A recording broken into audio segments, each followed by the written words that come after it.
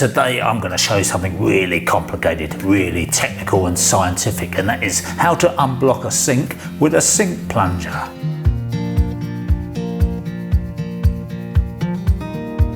Now, I've been out to a lot of blocked sinks in my time. It's made me a great deal of money.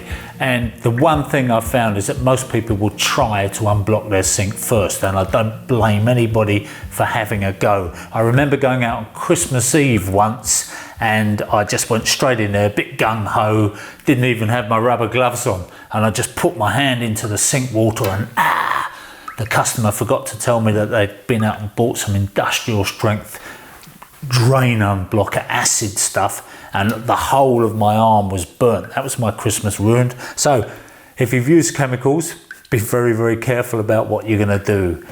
But for most of us, the sink plunger is the first port of call. Now, a lot of people think I'll get a lot of freebies. This sink plunger from Monument, I actually went and bought from my local plumbers merchants this morning because my sink plunger gave up the ghost a while ago. I don't actually use sink plungers very often, and the reason I don't use sink plungers is because I'm charging to unblock your sink. If I just come out and plunge it and then walk away, you're going to think I ripped you off, whereas if I fiddle about under the sink, clear out the traps and wash them out in the garden, you're going to think I've done a better job. But for the initial thing of plunging a sink, what we notice is that people get the sink plunger. Should we take the label off? The Monument label? It's not doing any harm, but it's not doing any good. So the first thing you do is you get your sink plunger, you put it over there and you start vigorously working, up and down. You can tell this is a new sink plunger. And nothing happens. You can see what's happening here. I'm plunging down through the waste and it's coming up through the overflow, and water isn't compressible. That's the first thing you need to remember. So if we put a force on this end, it should be acting on the blockage. Now, the reason that sink plungers are a lot better than those cans of compressed air that you get that you just blast through that cost you about 10 quid a time is because the sink plunger pushes and it pulls, and so it's working on a pressure and then a vacuum, and what that does is it works that blockage free, it works it loose. So a sink plunger is very definitely the way you ought to be doing it. If we push down on this one, it's coming up in that one, yeah?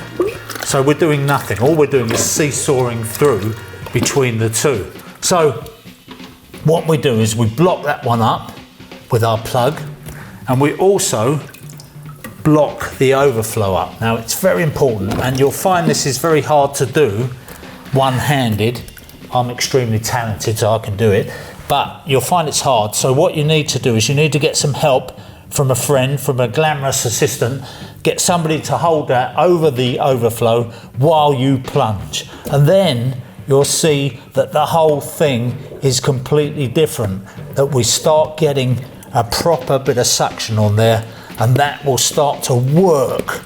You can see straight away that it's a lot harder to push up and down, and that we're getting a big movement of water through there on the sink plunger. That's the really good thing about the sink plunger, is it's got a big capacity. So we go down, press it up, and then give it a tug up like that, and you can see the vacuum, and that's pulling the water up as it goes. And when you carry on doing that, you'll see that it will start to act on the blockage and clear it. So what you'll see is that eventually you will start to move that blockage out the way, and then you can remove that, and away it goes. It's as simple as that. That's the art of sink plunging. Block up all the escape routes and then let that water work on the blockage. And I would say 90% of the time, you're going to succeed.